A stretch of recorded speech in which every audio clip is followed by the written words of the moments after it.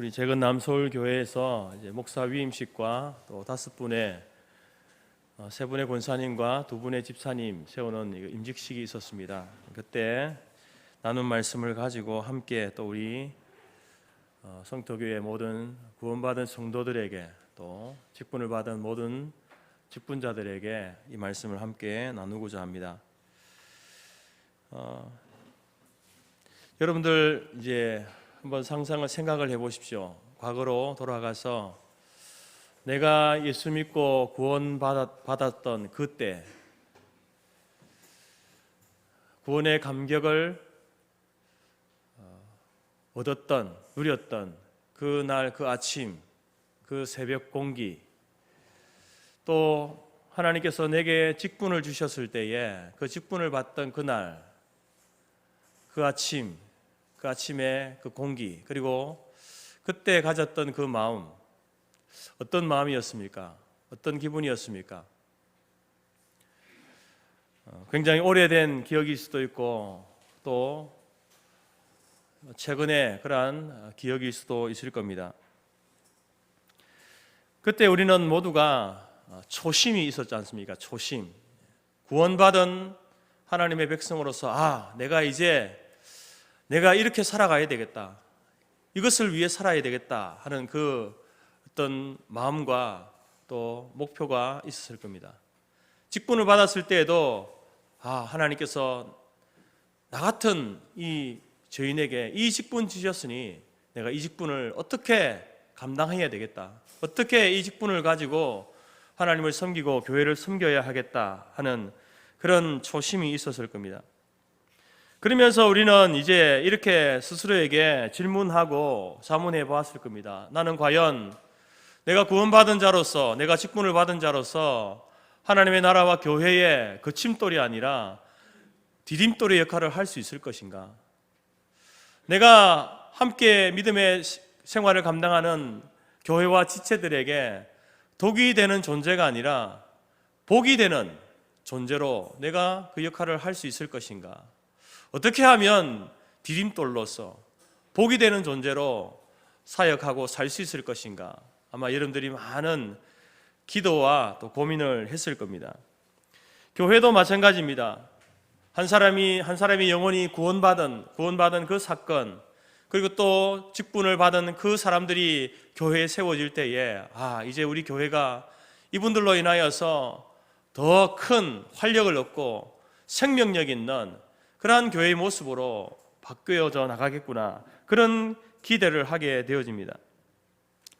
이처럼 개인이 구원받고 직분을 받고 하나님 앞에 기도하는 기도, 또 다른 사람들이 믿음의 사람으로 세워지고 직분자로 세워지는 그 가운데에 그 사람을 향한 기대와 바람이 있지 않습니까? 그런 기도가 있다고 해서, 또 그런 기도나 그런 바람이 있다고 해서 과연 그러면 그렇게 되어질까? 그런 기도대로, 그런 기대대로 내가 그렇게 살아가게 될까?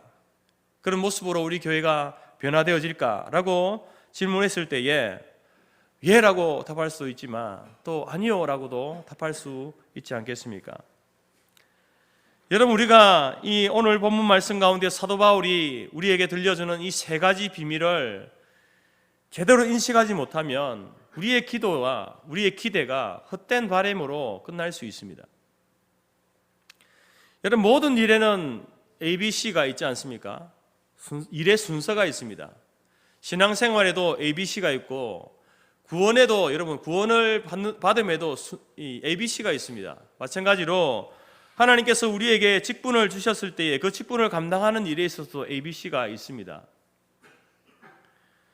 심지어 여러분, 운동선수들에게도 자기가 그 운동을 통해서 대표가 되어지고 또 이제 경기를 통해서 이제 어떤 상위권에 이르기 위해서는 그 운동에 있어서도 ABC가 있지 않습니까?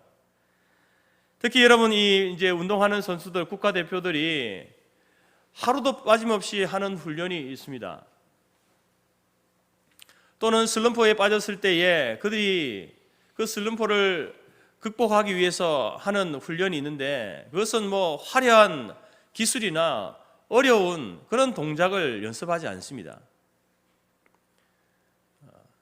그들이 이제 매일매일 몇 시간씩 하는 훈련, 슬럼프를 극복하기 위해서 하는 훈련은요, 아주 기초적인 훈련입니다. 체력 훈련과 어울러서 그 운동에 있어서 가장 기본적인 동작, 그것을 계속해서 반복하는 것입니다. 그리고 그 훈련이 되어졌을 때에 이제 그들은 그 운동선수들이 이제 경주하기 위해서 그 운동의 출발선에 서게 되는 것이죠. 그래서 그 출발선에 서서 이제 그 출발선에 섬으로 인하여서 이제 그가 달리게 되어지고 경기를 하게 되어지고 대결을 하게 되어지는 겁니다. 여러분, 달리기 하는 선수가 출발선이 아닌 다른 곳에서 아무리 빨리 달리고 좋은 기록을 세운다 하더라도 그것은 여러분 인정되지 않습니다. 무언가 이루고 만들어 가려면요, 출발선에 서야 하는 것이죠. 오늘 우리가 목사로서 또 직분자로서 구원받은 하나님의 백성으로서 하나님의 교회에 귀하게 쓰임받기를 원한다면 우리도 여러분 그 신앙의 구원의 ABC가 있어야 되고 또 믿음의 출발선에 서야 하는 것입니다. 이것은 여러분 매번 매 순간 매일 시작되어지는 우리의 삶, 우리의 사역, 그 사역에 있어서 출발선에 서야 한다라는 것입니다. 오늘 사도 바울은 그것을 우리에게 세 가지 비밀로 소개하고 있습니다. 그러나 이것은 너무나 기초적인 것이기 때문에 이미 우리가 잘 알고 있는 것입니다. 그러나 또 너무나 잘 알고 있지만 또 너무나 잘 잊어버리는 것이기 때문에 우리가 살아가면서 사역하면서 항상 기억해야 될, 우리 자신을 돌아봐야 될, 내가 과연 그렇게 나아가고 있는가, 살고 있는가 돌아봐야 될 세 가지 비밀을 소개하기를 원합니다. 주님의 몸된 교회에 귀하게 쓰임받는 구원받은 하나님의 백성, 직분자의 역할을 감당하기 위해서 우리가 알아야 될 세 가지 비밀은, 첫 번째는요, 나는 누구인가, 나의 존재에 대해서 분명히 우리는 알아야 합니다. 사람은 내가 누구인가 이 질문에 대답할 수 있을 때에 그 사람은 새로운 인생에 눈을 뜨게 됩니다. 그리스도인들도 마찬가지입니다. 자기 존재에 대한 분명한 인식이 없이는요, 하나님께서 주신 직분을 제대로 감당할 수 없습니다. 오늘 본문의 사도 바울은 자기 자신을 꽤 괜찮은 사람이라고 생각했던 사람입니다. 사도 바울의 원래 이름은 사울입니다. 사울의 그 이름의 뜻은 가장 큰 자라는 뜻입니다. 부모의 기대가 담겨 있는 이름 아니겠습니까? 이 아들이 가장 큰 자로 세워지고 살기를 원한다. 그렇게 사람들에게 인정받는 삶을 살기를 원한다. 그래서 여러분, 이 사울, 가장 큰 자라는 뜻의 이름을 지어줬을 겁니다. 여러분, 바울은 이 유대인 가운데에 유대인 중에서도 유대인이었습니다. 길리기아 다소 출신으로서 정통 유대인이었고, 일찍이 예루살렘으로 유학 가서 가말리엘의 문화생으로서 율법을 배우고 율법에 능통한 자였습니다. 그리고 또 대제사장의 공문을 받고 그 일을 수행하는 그러한 중책을 맡았던 사람입니다. 출생이나 학문에 있어서나 또 그가 이제 그에게 주어진 일은 대제사장의 신임을 받고 일을 하는, 그래서 사도 바울은 자기의 이름의 그 뜻대로 가장 큰 자가 되어 있는 겁니다. 스스로도 생각할 때에 자기는 하나님의 일에 열심인 사람이다. 나는 하나님의 일에 열심인 사람이다. 스스로를 그렇게 생각했던 사람입니다. 이처럼 바울은 자신의 이름처럼, 사울이라는 그 이름처럼 자신의 존재나 또 자기가 하고 있는 그 일에 대한 자부심이 대단한 사람이었습니다. 그런데 그가 예수님을 만나게 됩니다. 예수님께서 그를 만나 주셨습니다. 그 눈에 비늘이 벗겨졌습니다. 그때서야 자신이 얼마나 보잘것없는 존재인지, 자기가 하고 있는 일이 얼마나 어리석은 일인지를 그때서야 알게 됩니다. 오늘 본문 13절에서는 자신에 대해서 이렇게 고백합니다. 내가 전에는 비방자요, 박해자요, 폭행자였다.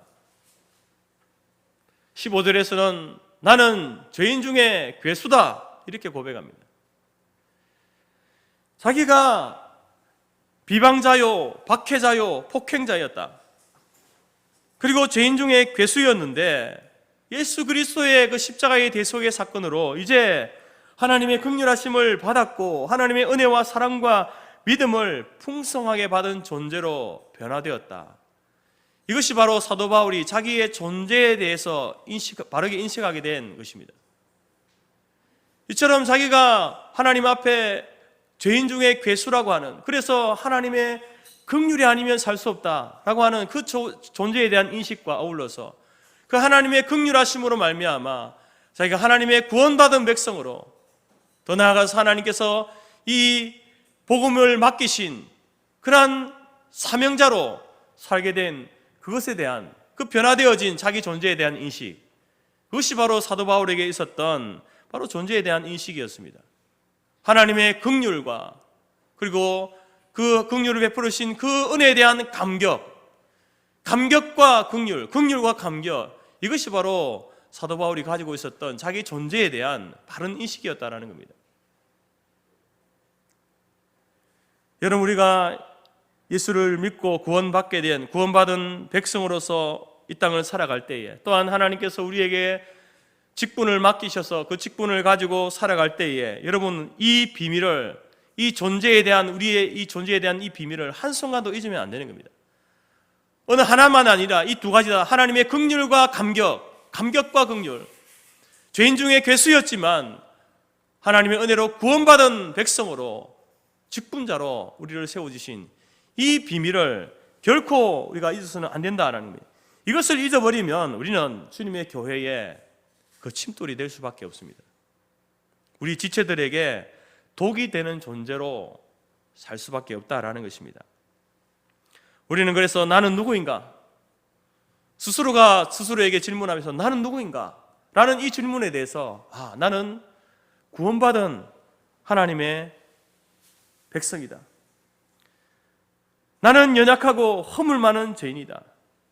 사도 바울 고백처럼 나는 죄인 중에 괴수다. 그러나 나를 충성되이 여겨서 하나님께서 이 놀라운 직분을 맡겨주셨다. 여러분, 이 우리 존재에 대한, 존재의 본질에 대한 분명한 대답을 할 수 있어야 되는 겁니다. 오늘 사도 바울이 자기를 내가 죄인 중에 괴수입니다 라고 할 때에 이 고백은요, 과거형이 아니라 현재형입니다. 과거에 여러분, 사도 바울은 진짜 죄인 중에 우두머리 역할을 하지 않았습니까? 교회를 찾아다니면서, 성도를 찾아다니면서 괴롭히고 교회를 어렵게 만들고 박해하고 했던 그 일들에 앞장섰던 사람입니다.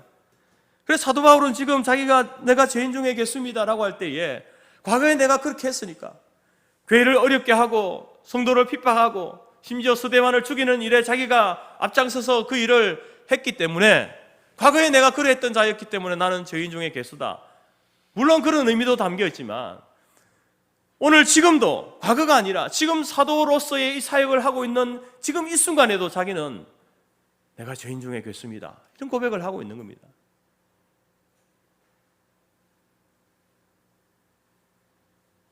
여러분, 우리가 아는 것처럼 사울이 회심하고 그 이름을 바울로 바뀌어져서 사도 바울로서 그가 이룬 일은요, 사실 우리가 감히 흉내도 낼 수 없는 엄청난 위대한 일을 감당했던 사람 아닙니까?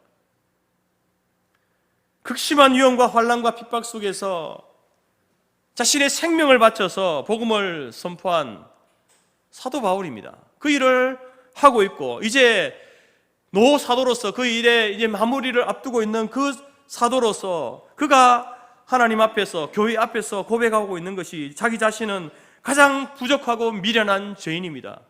이 고백을 하고 있는 겁니다.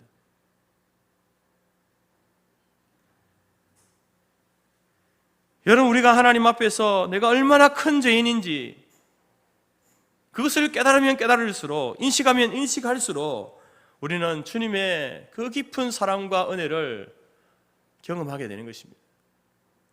바꾸어서 우리가 하나님의 그 사랑이 얼마나 크고 넓고 깊은 것인지를 경험할 때에 내가 하나님 앞에서 내가 죄인 중에 괴수였구나, 내가 죄인 중에 괴수이구나, 그 죄에 대한 인식을 바르게 할 수 있다라는 겁니다.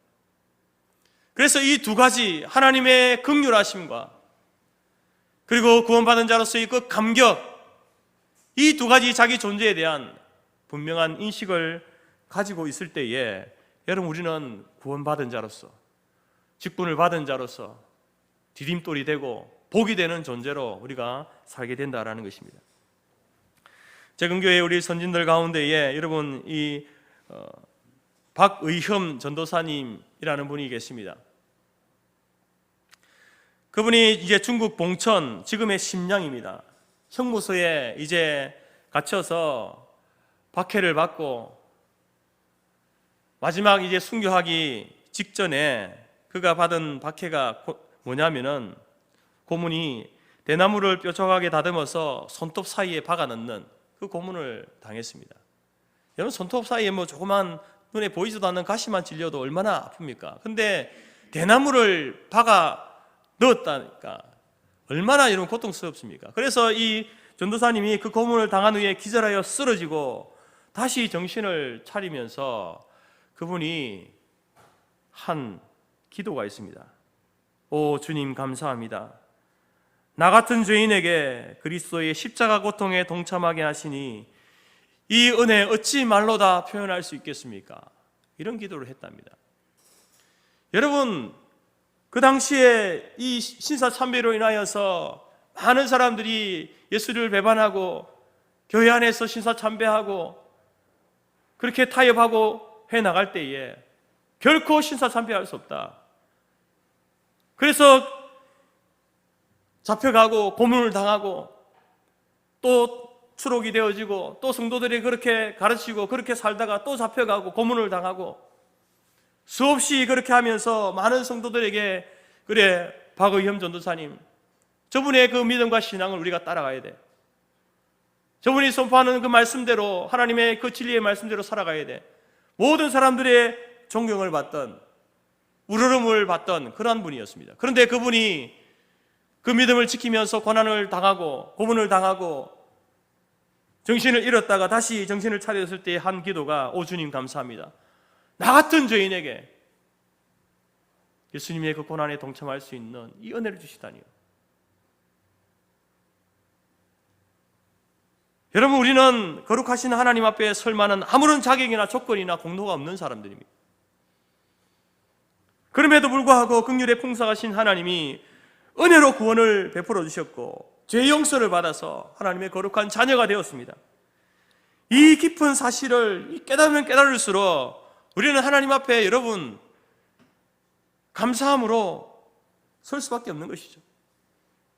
하나님의 은혜가 얼마나 큰지를 알 수밖에 없고 내 죄가 얼마나 크고 넓고 깊은지를 알 수밖에 없는 것입니다. 우리가 구원받은 백성이라고 한다면, 구원받았을 뿐만 아니라 하나님께서 내게 직분을 주신 직분자라고 한다면, 여러분, 우리는 이 존재에 대한, 내가 구원받은 죄인이구나, 내가 의인이면서 죄인이구나, 내가 죄인이면서 의인이구나, 이 두 가지 우리 신분에 대한, 존재에 대한 바른 인식을 가지는 순간, 그것을 가지고 있을 때에 우리는 하나님의 교회 앞에서 디딤돌로 쓰임받고 모든 지체들에게 독이 아니라 복이 되는 존재로 서게 될 줄로 믿습니다. 여러분, 우리가 하나님 앞에 구원받은 것, 직분을 받은 것, 내가 남보다 더 열심히 충성하고 봉사하고 잘 섬겨서 그렇게 된 게 아닙니다. 만약에 그런 생각을 가지고 있다고 한다면 여러분, 그것이 바로 교만이죠. 오늘 우리가 우리 자신이 누구인지에 대한 확실한 인식을 가지고 구원받은 죄인으로서, 죄인이면서 의인이고 의인이면서 죄인인 이 두 가지 신분을, 존재에 대한 인식을, 분명한 인식을 가지고 살아가는 저와 여러분이 될 수 있기를 간절히 바랍니다. 두 번째로, 여러분, 하나님 앞에 쓰임받는 직분자가 되기를 원한다면 사명을 알아야 합니다. 두 번째 비밀은 그 사명입니다. 우리가 아무리 자신의 존재에 대한 비밀을 우리가 안다고 하더라도 하나님이 주신 사명을 깨닫지 못하면 여러분 그 인생 또한 미련한 인생으로 살 수밖에 없습니다. 여러분 바울은 이제 그가 예수님을 만나고 난 이후에 그가 하나님께서 자신에게 주신 사명이 무엇인지를 잘 알고 있었습니다. 믿는 자들의 본이 되게 하기 위해서. 16절 말씀에 그러나 내가 긍휼을 입은 까닭은 예수 그리스도께서 내게 먼저 일체 오래 참으심을 보이사 후에 주를 믿어 영생 얻는 자들에게 본이 되게 하려 하십니다. 영생 얻는 자들에게 본이 되게 하기 위해서 사도 바울이 하나님 앞에 구원받고 부름을 받았다는 겁니다. 그러나 여러분 이 사도 바울이 사명을 제대로 하나님이 주신 사명을 제대로 알지 못할 때에 여러분 그는 어떻게 살았습니까? 스스로는 나는 하나님에 대해서 열심히 있는 사람이다. 열심히 살았습니다. 실제로. 그런데 그 열심이 어떤 열심이었습니다. 무엇을 향한 열심이었습니까? 자기는 하나님을 향한 열심이라고 했지만 그 열심은 하나님을 대적하는 열심이었습니다. 하나님의 교회를 성도를 핍박하는 열심이었습니다. 사명을 알지 못하면 그렇게 되는 겁니다. 사명을 알지 못하면 열심히 하나님의 뜻을 거스르는 열심이 될 수 있는 겁니다. 하나님의 교회를 대적하고 하나님의 뜻을 대적하는 열심이 될 수 있다는 겁니다. 예수님께서 복음서에서 악한 농부 이야기를 우리에게 들려주십니다. 주인이 외국에 가면서 포도원을 종에게 맡깁니다. 소출할 때가 되어서 종을 보내어 수확을 가져오도록 했는데 이 악한 농부는 첫 번째 보낸 종, 두 번째 보낸 종, 세 번째 보낸 종 그들을 때리고 능욕하고 그저 돌려보냈습니다. 그래서 주인이 마지막으로 아들을 보냅니다. 아들을 보내면 그래도 그 농부들이 그래도 아들에게 소출을 이렇게 주어서 보내겠지 생각했지만 오히려 이제 그 농부들이 의논하여서 이 아들은 상속자이니까 우리가 이를 죽이고 이 유업을 우리 것으로 만들자 하면서 아들까지 죽여버렸습니다. 그 결과가 어땠습니까? 와서 농부들을 진멸하고 포도원을 다른 사람들에게 주리라. 여러분 자신의 사명을 망각하고 위치를 벗어나면 결국 있는 것도 빼앗기고 멸망받는 안타까운 모습을 예수님께서 이 비유의 말씀을 통해서 말씀해 주셨습니다. 사울이 하나님을 향한 열심을 가지고 있다라고 했지만 하나님 주신 사명을 제대로 알지 못하니까 하나님을 대적하는 열심으로 나아간 것입니다.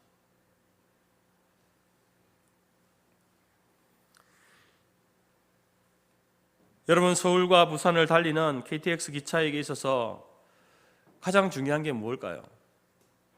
여러분 무엇이라고 생각합니까? 서비스입니까? 아니면 속도? 얼마나 빠른가? 빨리 가는가? 여러분 이 기차가 달리는 데 있어서 중요한 것은요 서비스나 속도가 아니라 선로 위를 달려야 한다는 거예요. 선로 위를, 기차가 선로 위를 달려야 되는 것입니다. 선로 위를 달리지 않는 기차는 반드시 전복되게 되어 있습니다. 사고가 나게 되어 있습니다.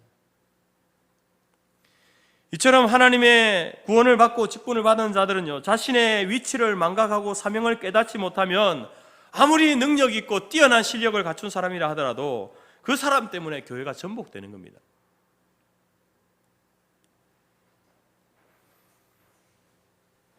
바울은 누구보다도 분명한 사명감을 가지고 있었습니다. 사도행전 20장 24절에서 그래서 그는 이렇게 이야기합니다. 나의 달려갈 길과 예수께 받은 사명 곧 하나님의 은혜의 복음을 증언하는 일을 마치려 하면은 나의 생명조차 조금 더 귀한 것으로 여기지 아니하노라. 하나님께 받은 사명, 예수님께 받은 사명, 그것은 바로 하나님의 은혜의 복음을 증거하는 일이다.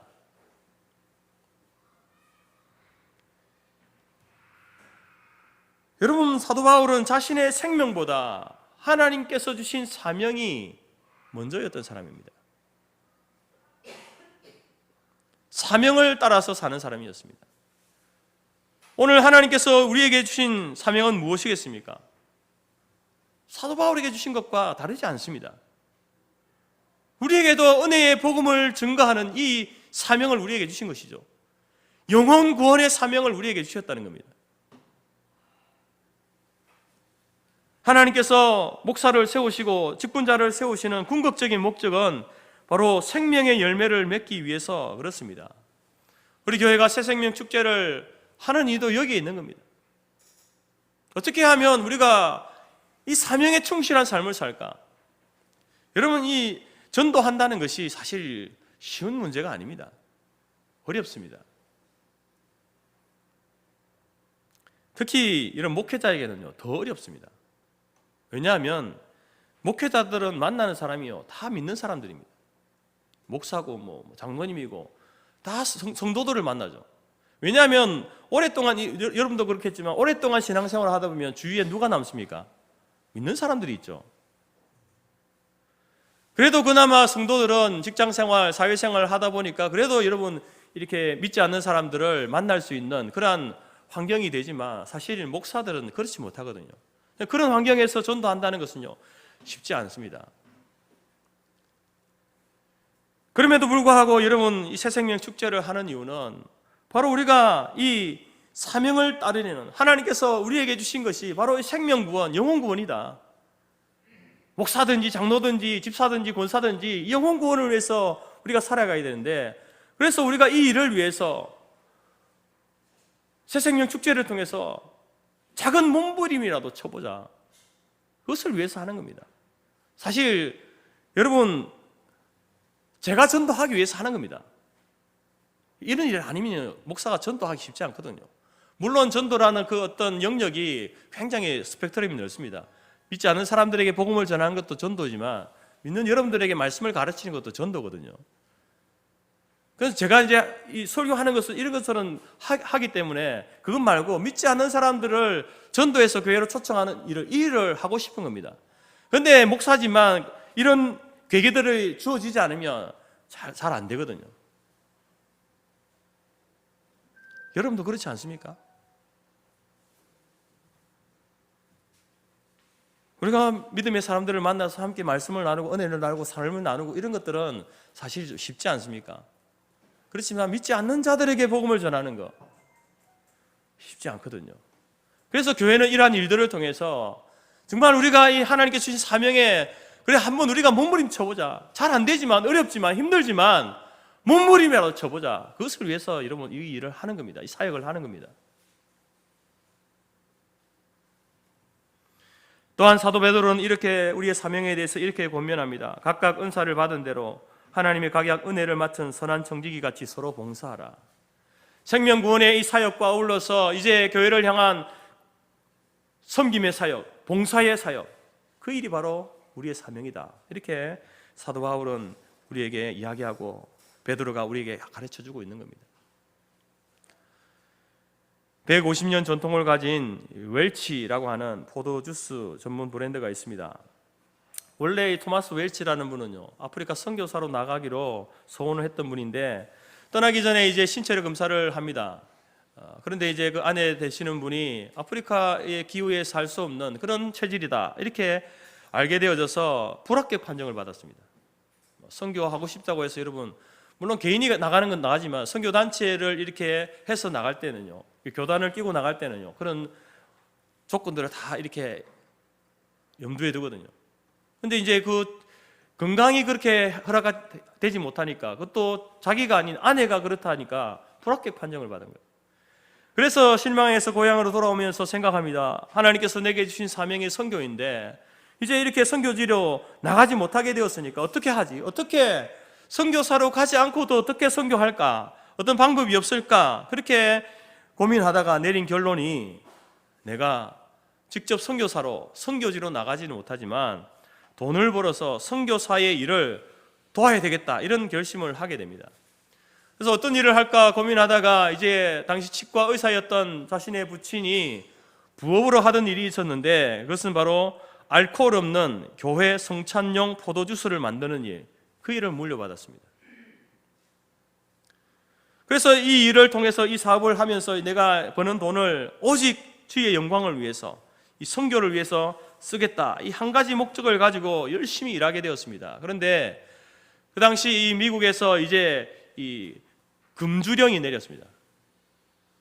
이 사업을 시작하고 하면서부터 금주령이 내려져서 알코올 없는 포도주스니까 얼마나 사람들이 이제 또 좋아하겠습니까? 또 그것을 찾게 되어지고 해서 사업이 확장되고 커져가게 된 것이죠. 그래서 그는 번 돈마다 50%를 선교 사업을 위해서 드렸다고 합니다. 하나님께서 맡기신 그 사명에 충실하기 위해서 최선을 다할 때에 하나님께서 그의 기업도 그의 삶도 그의 꿈에 걸맞는 그러한 기업으로 만들어 주셨다라는 것입니다. 여러분, 사람이 처음에 하나님 앞에 기도할 때에 하나님 내게 이런 물질을 주시면 제가 그것을 하나님의 복음을 위해서, 선교를 위해서 제가 이렇게 이만큼 사용하겠습니다, 그렇게 하는 것은 쉽죠. 실제 여러분 물질이 그만큼 들어왔을 때에 할 수 있느냐라고 하는 것은 또 다른 문제 아니겠습니까?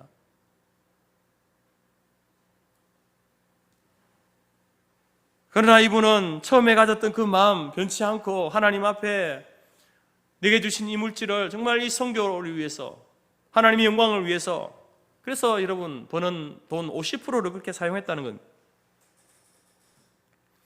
얼마 전에 98세 생일을 맞은 미국의 39대 대통령 지미 카터를 잘 아실 겁니다. 이분은 18살 때에 해군사관학교에 입학하면서 주일학교 교사를 했습니다. 그가 대통령으로 재임하는 기간 중에도 자기가 출석하는 교회에 나아가서 주일학교 아이들을 가르칠 정도였습니다. 그래서 이분이 남긴 유명한 말이 있지 않습니까? 제 본업은 주일학교 교사입니다. 대통령은 부업입니다. 퇴임한 이후에 그는 주일학교 사역뿐만 아니라 헤비타트 운동이라고 집 없는 사람들을 위해서 무료로 집을 지어주는 일을 하면서 빈곤 퇴치 운동, 세계 평화를 위해서 다양한 활동을 벌이면서 또 국제사회의 갈등을 해결하는 그 모든 일들의 공로를 인정받아서 2002년 노벨 평화상을 수상하기도 했습니다. 여러분, 토마스 웰치나 지미 카터 이러한 분들이 그들의 삶을 보게 되면 하나님께서 자신에게 맡긴 사명이 무엇인지를 분명히 알고 그 사명을 위해서 달려간 아름다운 인생을 살았던, 멋진 삶을 살았던 분들입니다. 여러분, 하나님께서 우리를 구원해 주셨습니다. 우리에게 직분을 주셨습니다. 생명을 살리는 직분, 섬기고 봉사하는 자리에 서라고 주신 이 직분을 우리에게 주셨습니다. 여러분, 그 직분을 한순간도 잊지 않고 그 직분을 가지고 그 사명을 향해서 달려가는 저와 여러분이 될 수 있기를 바랍니다. 그럴 때에 여러분, 사명을 바라보고 사명을 향해서 나아갈 때에 그 사람이 여러분 교회에 디딤돌이 되고 복이 되는 존재로 서게 될 줄로 믿습니다. 세 번째로 여러분, 세 번째 비밀은 모든 것이 하나님의 은혜임을 알아야 합니다. 바울은 자신이 예수님을 대적하고 회방하는 죄인이었음에도 불구하고 구원의 은혜를 베풀어 주신 그 은혜에 감사하고 있습니다. 또한 자신을 사도로서의 사역을 감당할 수 있도록 세워주신 것도 하나님의 은혜다, 이렇게 말합니다. 오늘 본문에서는 그 사도의 직분을 감당할 수 있었던 그 이유를 이렇게 이야기하죠. 12절에서 나를 능하게 하신 그리스도 우리 주께 감사합니다. 나를 능하게 하신, 나에게 능력을 주신, 내가 사도로서 하나님 주신 사명을 감당할 수 있는 능력을 주신 주님께 감사합니다, 이렇게 고백합니다. 여러분, 말씀드린 것처럼 사도 바울이 초대교회에서 그가 이룬 업적은요 결코 작은 일이 아닙니다. 엄청난 일을 했습니다. 그가 이룬 그 모든 일에 대해서 그것이 가능했던 그 이유가 뭐냐? 나를 능하게 하신 주님의 은혜다, 이렇게 고백하고 있는 겁니다. 자기가 구원받고 사도로 부르심을 받은 것이 자기의 의로움이나 자기의 능력 때문이 아니라 전적인 하나님의 은혜요 사랑의 결과다, 이렇게 고백하고 있는 것입니다. 그래서 여러분, 구원받은 성도들은요, 직분을 받은 자들은 직분을 받기 이전보다 직분을 받고 난 이후에 더 겸손해야 합니다. 더 겸손해야 합니다. 직분을 받게 되면 더 많은 일을 하게 돼요. 그 이전보다 더 많은 일을 하게 되어 있습니다. 사람들 앞에 많이 나서게 되고 또 교회에서 일을 주도적으로 하게 되어집니다. 근데 그때 이제 그렇게 되어지면서 듣는 말이 뭐냐면 달라졌다라는 말입니다. 달라졌다. 우리 목사님이 달라졌다. 우리 장로님이, 우리 집사님이, 권사님이 달라졌다. 처음에 안 그랬는데, 원래 안 그랬는데 달라졌다. 근데 이 달라졌다는 이 말의 의미가 어떤 긍정적인 의미의 어떤 변화가 아니라 목이 곱고 자기를 드러내기를 좋아하는 그런 어떤 의미로의 변화라는 겁니다. 여러분, 왜 그렇게 변할까요? 사람은 왜 그렇게 변할까요? 그래서 다른 것이 아닙니다. 하나님의 은혜를 망각하기 때문에 그래요. 하나님의 은혜를 잊어버리기 때문에 그렇습니다. 직분을 받은 것도 은혜지만 직분을 감당할 수 있는 능력도 하나님의 은혜입니다. 그런데 그 은혜를 잊어버리면 직분 받은 거 내가 받을 만하니까 받았지. 사람들이 나를 그렇게 인정해 줬잖아. 내가 이 일을 할 수 있는 건 나의 능력으로, 나의 힘으로, 나의 지혜로 일을 했지. 자기를 드러내게 되는 겁니다. 교만해지죠. 거기에서 멈추는 것이 아니라 자기보다 열심히 떨어지는 그런 사람들을 비난하고 정죄하게 되는 겁니다. 왜 나처럼 저렇게 일을 하지 않지? 왜 나처럼 저렇게 헌신하지 않지? 섬기지 않지? 비난하고 정죄하게 되는 겁니다. 그러면서 여러분, 그 사람에게는 주님의 은혜가 사라지고 인간의 추한 모습만이 드러나게 된다라는 것입니다. 여러분, 하나님께서 우리를 구원해 주셨습니다. 저 여러분들에게 직분을 맡겨주셨습니다. 구원받고 직분을 받은 모든 성도들은 모든 사람들보다 앞서 일하십시오. 많이 일하시기 바랍니다. 오래 일하십시오. 그러나 그 일을 하는 과정이나 그 일을 마치고 난 이후에 여러분 이렇게 고백하시기 바랍니다. 모든 것이 가능함은 나를 능하게 하신 하나님의 은혜입니다. 내가 이 직분을 감당할 수 있었던 것 나의 힘이 아니고 나의 지혜가 아니고 하나님의 은혜입니다. 내가 이 일을 최선을 다해서 이러한 풍성한 열매를 맺게 된 것 나를 능하게 하신 하나님의 은혜입니다. 이 고백을 잊지 마시기 바랍니다. 이 고백을 잊는 순간 우리의 열심은 교회를 전복시키는 열심, 성도에게 독이 되는 존재로서 우리가 서게 될 줄 압니다. 사랑하는 성도 여러분, 우리는 하나님의 교회에 구원받은 백성으로 귀한 일꾼으로 세워졌습니다. 우리가 거침돌이 아니라 디딤돌이 되기를 원하고 독이 되는 존재가 아니라 복이 되는 존재가 되기를 원한다면 여러분 우리의 존재를 분명히 알아야 됩니다. 나는 하나님 앞에 구원받은 죄인이다. 나는 죄인이면서 의인이고 의인이면서 죄인이다 라고 하는 자기 존재에 대한 분명한 인식을 가지고 살아가시기 바랍니다. 두 번째로 하나님께서 맡긴 사명, 생명구원의 사명과 섬김과 봉사의 사명이 내게 주신 사명이다. 이 사명을 위해서 나도 사도 바울과 같이 달려가겠다 다짐하고 결단하시기 바랍니다. 그리고 마지막으로 자신에게 주어지고 되어진 그 모든 일들이 하나님의 은혜입니다. 하나님의 능하게 하신 은혜로 내가 살아왔고 사역했고 오늘도 살아가고 있습니다. 고백하는 저와 여러분이 될 수 있기를 간절히 바랍니다. 그래서 우리 모두가 하나님의 나라와 교회와 우리 교회 공동체 속에서 디딤돌의 역할이 되고 복이 되는 존재로서 하나님 앞에서도 칭찬과 인정받는 우리 모든 교회와 성도들이 되어지기를 주님의 이름으로 축복합니다.